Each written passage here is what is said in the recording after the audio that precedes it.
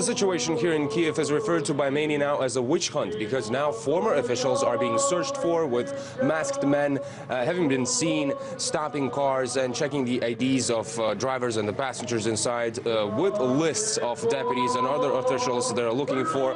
The Party of Regents, which just a few days ago was the key political force in the country, is now under the threat of being banned, while ousted President Viktor Yanukovych has been put on a wanted list, with the new authorities accusing him of being behind the deaths of civilians, referring to the violent clashes and street fights between the rioters and the police in Kiev. The whereabouts of Yanukovych are unknown, but he is believed to be somewhere in the east of the country, where there's a completely different picture. The eastern Ukraine is the country's industrial powerhouse. It's also heavily populated by ethnic Russians, and in general they've been quite critical of what's been happening here in Kiev. For instance, tens of thousands of people took to the streets of Sevastopol, protesting political changes in the country. Sevastopol is Ukraine's second largest seaport and also home to both Russia's and Ukraine's Black Sea Navy fleets. Meanwhile, here in Kiev, the new authorities have taken to the next stage in the fight against their political rivals. Around 500 offices of the now ex-ruling party have been burnt down. Those with a different political stance are physically attacked inside the parliament. Right now it's more about emotions rather than political rivalry. The most important thing right now is to prevent all parties from being banned completely, because then the situation would lose all legitimacy.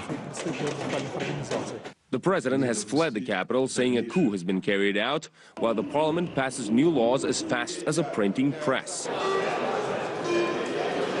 taking down officials and appointing their old political rivals, including putting right-wing hardliners in government posts, such as Oleg Magnitsky from the Nationalist Svoboda Party, taking charge of the Prosecutor General's office.